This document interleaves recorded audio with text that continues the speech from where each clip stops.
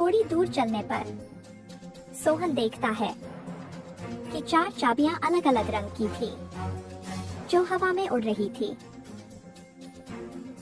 बहादुर लड़के, तुम्हें इनमें से एक चाबी उठानी है, लेकिन याद रखना तुम्हें इनमें से एक सही चाबी उठानी है।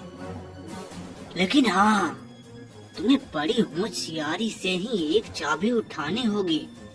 अगर तुमने गलती से भी गलत चाबी चुन ली तो ये चारों सुनहरी चाबियां गायब हो जाएंगी, जिसके बाद तुम उस राक्षस को इस गुफे से कभी आजाद नहीं कर पाओगे। ये सुन सोहन हैरान हो जाता है।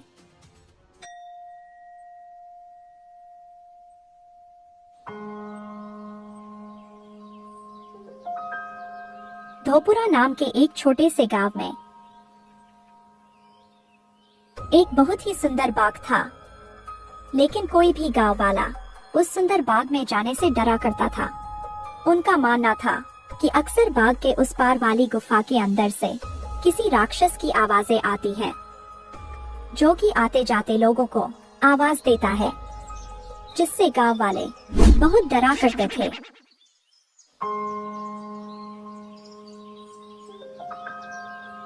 अगले दिन गांव का एक लड़का रामू, यार, इस गुफा में से आवाजें कौन देता होगा?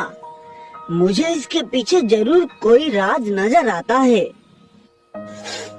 रामू भैया, जो भी हो, लेकिन आप गलती से भी उस गुफा के अंदर मत जाना।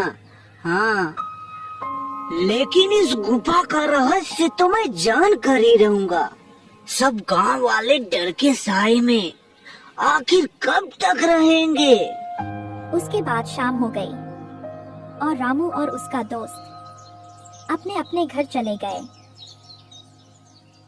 अगले दिन सुबह सारे गांव में सन्नाटा था और रामू के घर के बाहर उसकी लाश रखी हुई थी। सब रो रहे थे। शाम को बस यह बोलकर घर से निकला था कि एक रहस्य से पर्दा उठाने जा रहा हूँ। मेरी रामू की बहादुरी उसे ले डूबी। हाय मेरा बच्चा। हो ना हो, ये उस गुफा वाले राक्षस ने ही किया है। हाँ, उसी गांव में धनु नाम का व्यक्ति रहता था, जो एक किसान था। उसके 2 बेटे थे, मोहन और सोहन।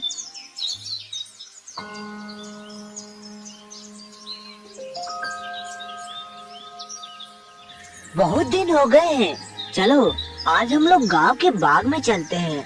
न जाने क्यों बाबूजी हमें उस बाग में जाने से मना करते हैं। इस पूरे गांव में एक वही तो जगह है जहाँ कितने मीठे मीठे फल होते हैं। हाँ सोहन, वो बाग सच में बहुत सुंदर है और उसमें बहुत मीठे मीठे फल भी होते हैं, लेकिन बाबूजी हमें वहाँ जाने ही नहीं देते हैं। वह कहते हैं कि गांव के बाग के उस पार एक गुफा है जो कि बहुत ही भयानक है और सही भी है। गांव के रामू भैया की मौत के बाद वह गुफा तो और भी डरावना लगने लगा है। अरे मोहन, यह सब झूठी बातें हैं। मुझे नहीं लगता वहाँ ऐसा कुछ है। अगर सच में वहाँ कोई राक्षस होता तो क्या गांव वालों के सामने नहीं आता? और वैसे भी गांव वालों ने उस राक्षस को कभी देखा नहीं, बस उसकी आवाजें सुनी है। बोल तो तुम सही रहे हो सोहन, मुझे भी लगता है कि वहाँ कुछ नहीं है। चलो ठीक है, हम लोग कल उस बाग में चलेंगे और क्या पता हमें रामू भैया की मौत के बारे में कुछ जानकारी भी मिल जाए। हाँ ठीक है, कल चला जाएगा। इसके बाद दोनों भाई अपने कमरे में जाकर सो जाते हैं। अगली सुबह, देखो मेरे प्यारे बेटो, मैं किसी काम से खेत में जा रहा हूँ। तुम दोनों अपना ख्याल रखना। और हाँ, गलती से भी उस बाग में घूमने मत जाना, वो जगह अच्छी नहीं है। पता है ना तुम्हें, रामू भी वही जाने से मारा गया था। पिताजी, आप चिंता मत करिए, हम दोनों उस बाग में नहीं जाएंगे। इसके बाद उनका पिता वहां से चला जाता है और अपने पिता के जाते ही दोनों भाई उस बाग की तरफ जाने लगते हैं।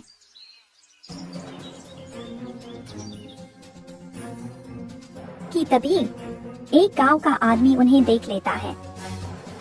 अरे मोहन और सोहन, तुम दोनों इस बाग की तरफ कहाँ जा रहे हो? क्या तुम्हें नहीं पता कि बाग के उस तरफ एक गुफा है जो कि बहुत ही डरावना है। वहाँ से अक्सर किसी राक्षस की आवाजें आती रहती है। अरे काका, हम लोग बस यही बाग में जा रहे हैं, कुछ फल तोड़कर वापस आ जाएंगे।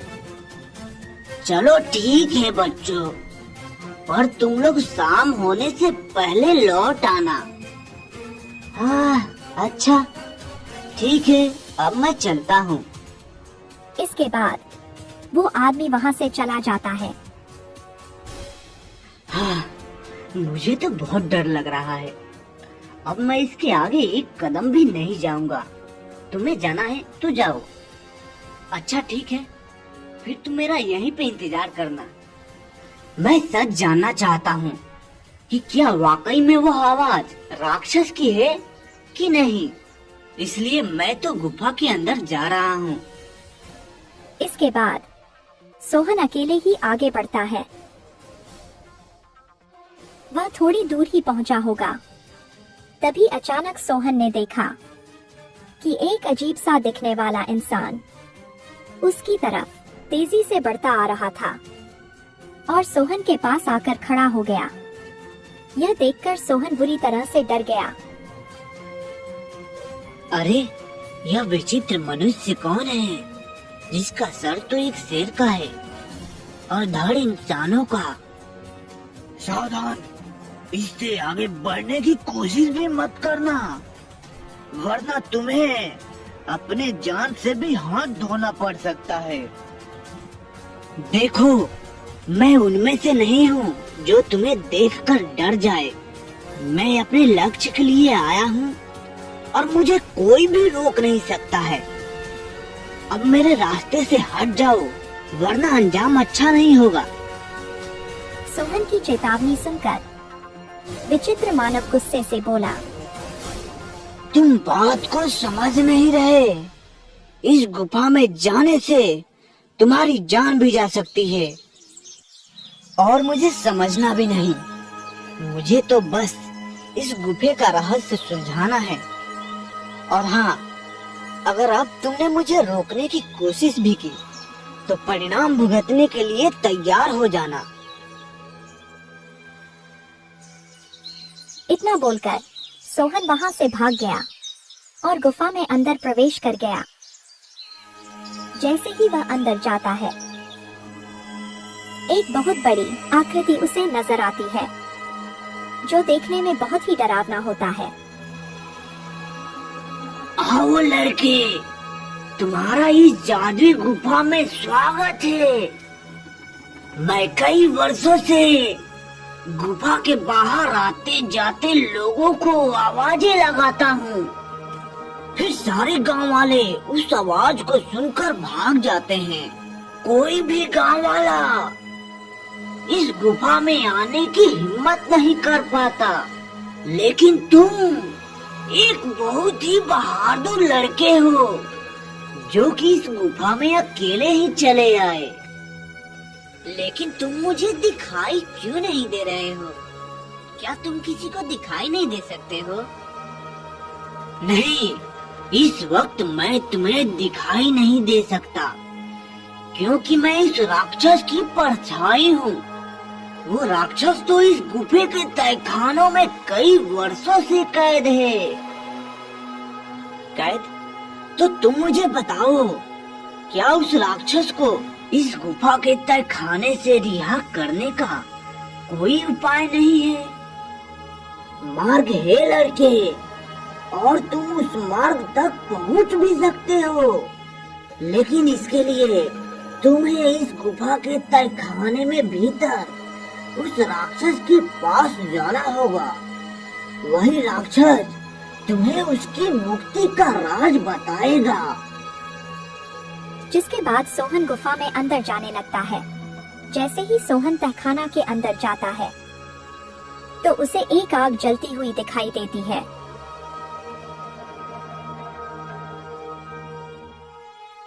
आओ बहादुर लड़के, मैं तुम्हारा ही इंतजार कर रहा था। मैं जानता हूँ कि तुम ही मुझे इस गुफा के तहखाने से रिहा कर सकते हो। तुम्हारा इस गुफे में स्वागत है।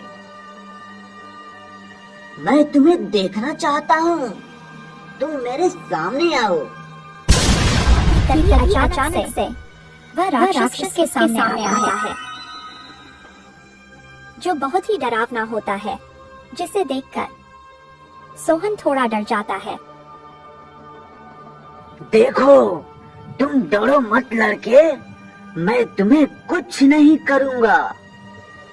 मैं जानता हूँ कि तुम मेरी मदद करने आए हो, लेकिन एक बार फिर सोच लो, क्योंकि मुझे यहाँ से रिहा करना इतना आसान काम नहीं है। लेकिन मैं तुम्हारी मदद कैसे कर सकता हूँ, और तुम यहाँ कैसे कैद हुए? बताता हूँ। बहुत साल पहले इस गुफा में एक मानव रहता था। वो बहुत ही गरीब था। वो गुफा के बाहर वाले बाग से फल तोड़ा करता था और उन्हें ही खाया करता था। उन्हीं फलों के बीच एक रहस्यमयी फल भी था, जो कि बहुत ही चमकदार था, जिस पर मेरी नजर थी।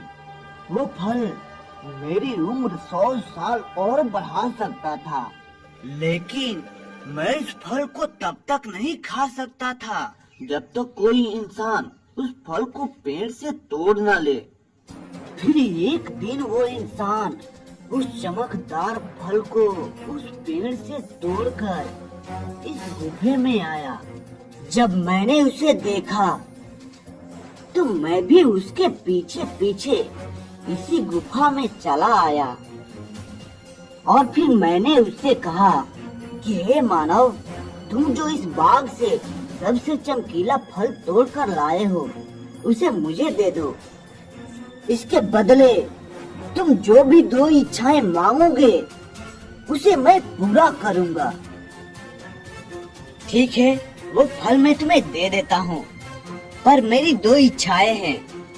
पहला ये कि तुम मुझे ये वरदान दो कि आज से ये बाग मेरा होगा, और दूसरा ये कि तुम इस गुफा में हमेशा के लिए कैद हो जाओगे, ताकि इस बाग में तुम्हारे डर से कोई भी ना आ सके, और हमेशा के लिए मैं ही इस बाग में राज करूं। वो आदमी मुझे फल तो दे देता है, और उस फल को खाकर मेरी उम्र 100 साल बढ़ गई, लेकिन उस आदमी को दिए गए वरदानों के तहत मैं इसी गुफे में कैद होकर रह गया। लेकिन हाँ, उस वरदान को देने के बाद मैंने उसे 2 श्राप भी दिया था कि तुम इस गुफा में कभी नहीं आ पाओगे, और दूसरा कि तुम एक जानवर बन जाओगे। तब से वो मानव इस गुफा में कभी नहीं आता। क्या आपसे पहले आपको यहाँ से निकालने की किसी ने कोशिश नहीं की? इससे पहले गांव के एक लड़के ने मुझे बचाने की हिम्मत दिखाई थी, और वो उस चमत्कारी फल को लेकर इस गुफा में प्रवेश करने ही वाला था कि तभी उस अर्ध नर मानव ने उसे गुफे के बाहर ही मार दिया, और फिर पूरे गांव में ये बात फैल गई कि मैंने उसे मारा है। हाँ, वो लड़का हमारे गांव के रामू भैया थे। उस जानवर जैसे दिखने वाले मानव ने उसे मारा है, मैं आपको इस गुफे से आजाद जरूर कराऊंगा। लेकिन मुझे ये तो बताओ कि मैं तुम्हें आजाद कैसे कराऊंगा? तुम्हें यहाँ से उस बाग में जाना होगा। वहाँ तुम्हें उस बाग में रहने वाले उसी आदमी का झोपड़ी दिखेगा, जिसकी वजह से मैं इस गुफे में कैद हूँ। तुम्हें उसकी झोपड़ी में जाना होगा, फिर वहाँ से तुम्हें वही चमकदार फल लाना होगा। मेरी मुक्ति का राज उस फल में ही कैद है। ध्यान रखना बहादुर लड़के, उस मानव की झोपड़ी में कोई नहीं जा सकता। जब वो सो रहा होगा तुम्हें तभी जाना होगा और उसकी फलों की टोकरी में से सबसे चमकता फल लाना होगा। लेकिन तुम्हें ये काम बड़ी होशियारी से करना होगा, क्योंकि अगर ये बात उस आदमी को पता चल गया तो वो तुम्हें जिंदा नहीं छोड़ेगा। ठीक है, मैं तुम्हारे लिए वो चमकदार फल लेकर जरूर आऊंगा, लेकिन तुम्हें मेरी एक बात माननी होगी। कौन सी बात? तुम्हें हमेशा हमेशा के लिए ये गुफा और मेरा गांव छोड़कर जाना होगा। ठीक है, मुझे मंजूर है। इसके बाद सोहन वहाँ से बाग में जाता है और उस विचित्र मानव के झोपड़ी की तरफ बढ़ने लगता है। सोहन देखता है कि उस आदमी के झोपड़ी में कोई नहीं है। वो इधर उधर देखता है।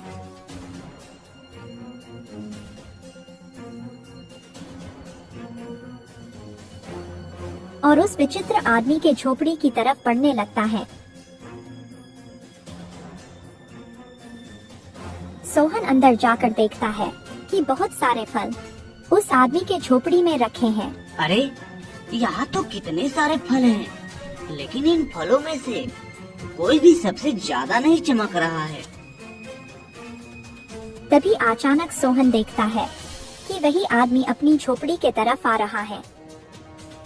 ये देखते ही सोहन दरवाजे के पीछे छिप जाता है। वो आदमी अपने झोपड़ी में आता है और पास के चारपाई पर लेटकर सो जाता है। ये देखकर थोड़ी देर बाद सोहन बाहर आता है और उन फलों की टोकरी में से सबसे चमकदार फल ढूंढने लगता है। लगता है यही वो चमकदार फल है। मुझे जल्दी से ये लेकर उस राक्षस के पास जाना होगा। और फिर वो वहाँ से जाने लगता है। तभी उसके पैरों की आवाज सुनकर वह विचित्र मानव जग जाता है। रुको लड़के, तुम मेरा जादुई फल लेकर कहाँ जा रहे हो? तुम मेरा मुझे जादुई फल वापस कर दो, वरना मैं तुम्हें यहाँ से बाहर नहीं जाने दूंगा। सोहन ये सुनकर डर जाता है। मुझे ये फल ले जाने दो काका। मैं इस फल को उस राक्षस को देकर उसे उस गुफा से रिहा कर देना चाहता हूँ, ताकि फिर बिना डरे गांव वाले इस बाग में आ जा सके। मुझे ये फल लेकर जाने दो काका। क्या कहा लड़के?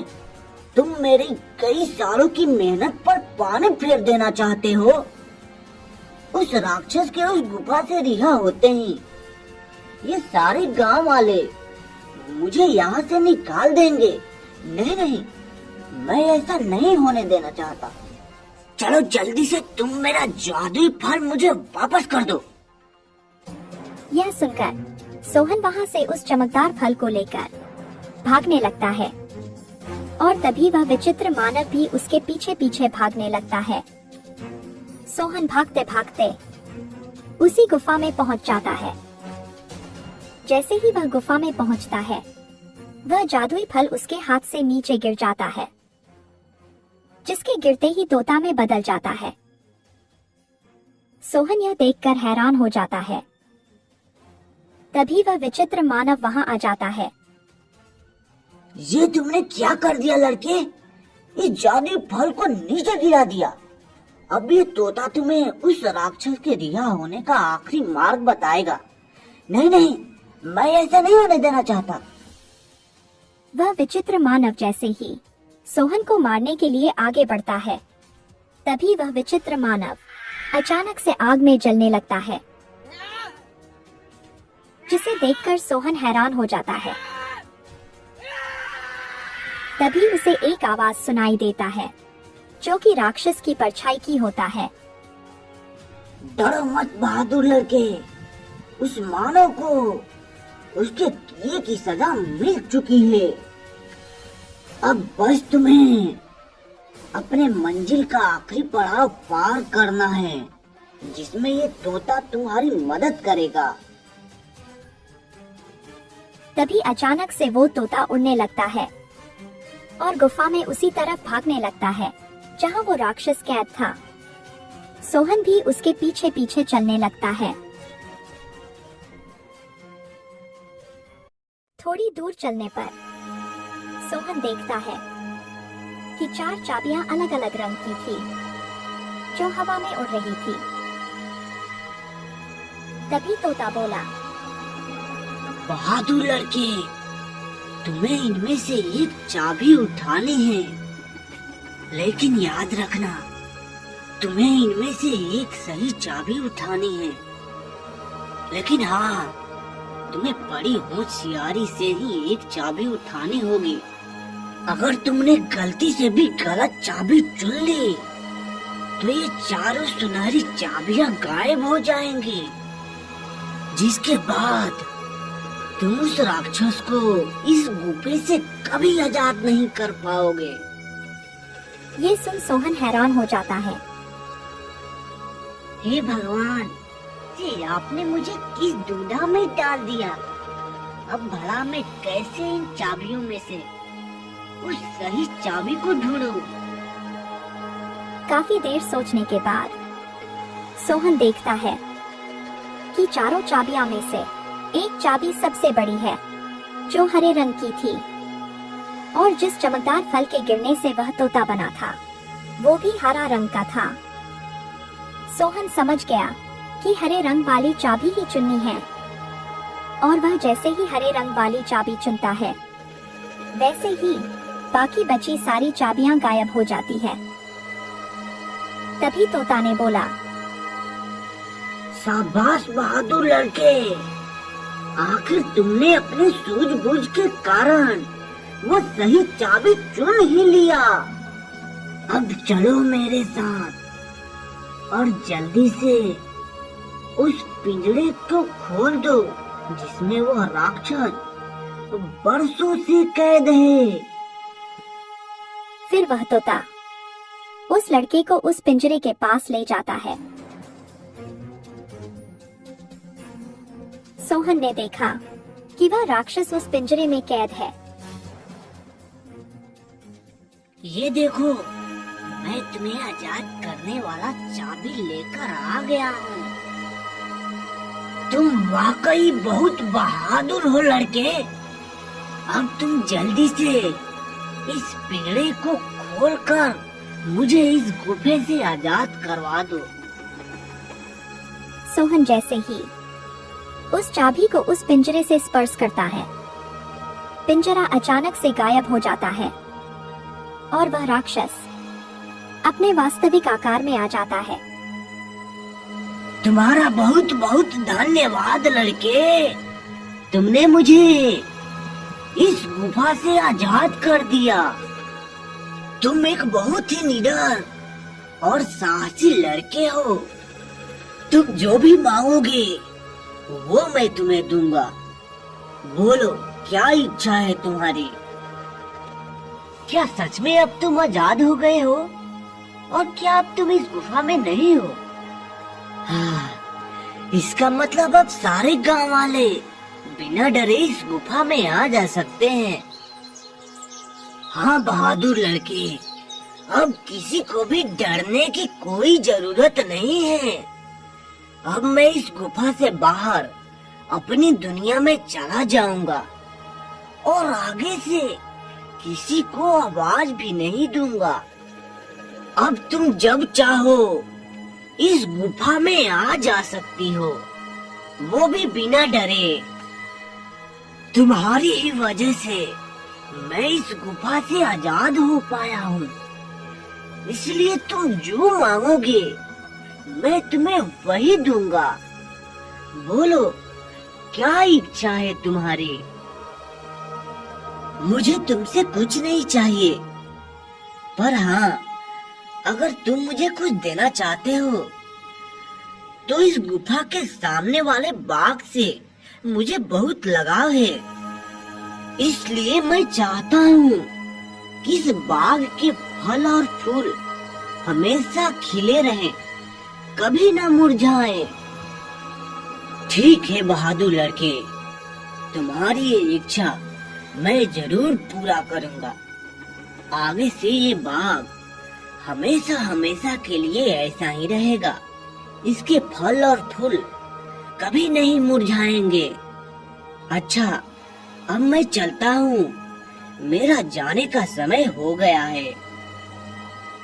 इसके बाद वह राक्षस गायब हो जाता है।